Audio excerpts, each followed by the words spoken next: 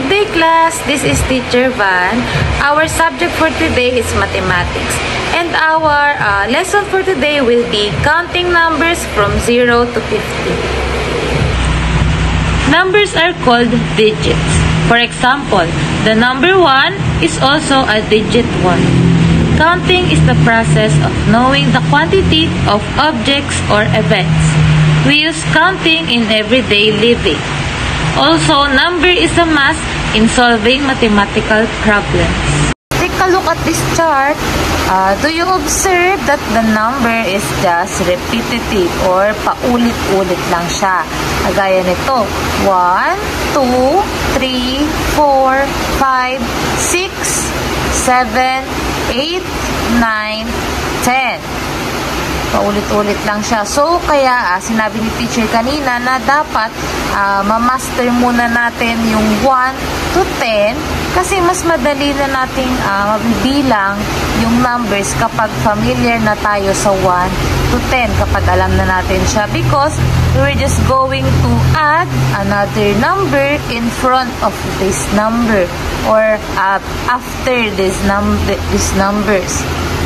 Example, we put 1, 1, 1, 1, 1, 1, 1, 1 here. And then we created a new number. And it become 11, 12, 13, 14, 15, 16, 17, 18, 19, and 20. Look at this because our last number is 20.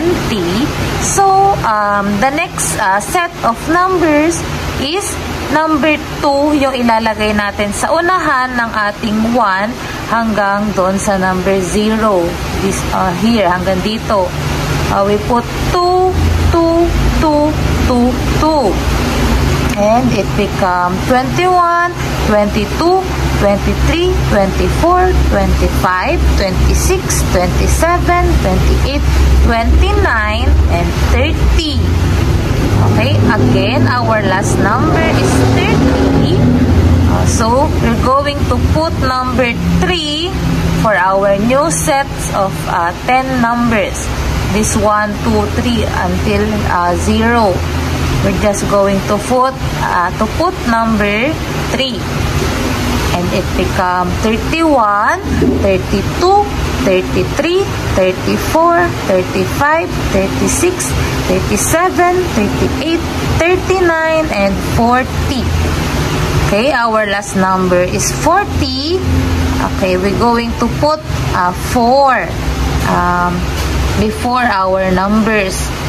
41, 42, 43, 44, 45, 46, 47, 48, 49, and 50. So, ganun lang kadali na magbilang ng from 1 to 50.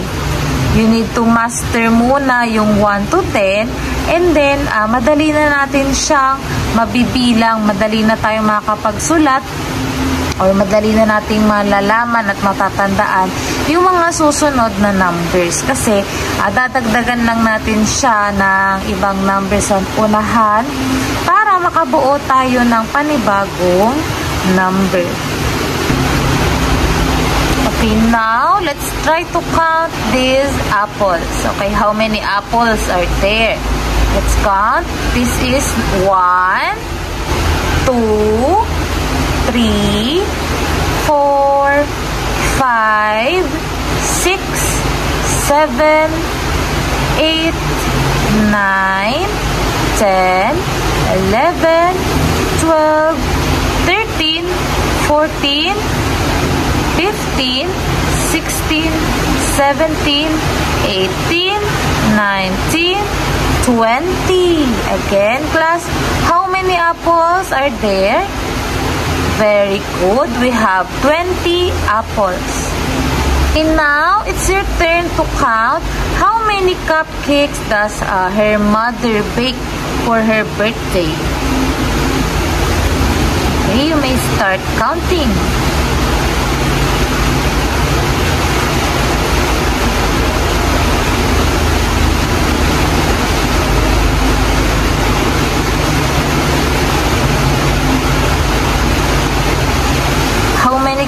cupcakes. Very good. The mom picks 16 cupcakes for her birthday. Now, for your activity, kindly get your notebook and pencil. You're going to draw 10 happy faces. Children, you're going to draw 10 happy faces. Next one, kindly draw 5 hearts. You need to draw 5 hearts. For your second activity, you're going to count the objects and write the correct number. For number 1, how many eggs are there in the picture? And the second one, how many banners are there in the picture? You're just going to write the correct number on your notebook. For number 3, how many corns are there in the picture? You need to count how many corns are there in the picture and write your answer on your notebook. For number 4, how many bunch of banana are there in the picture? Write your answer on your notebook.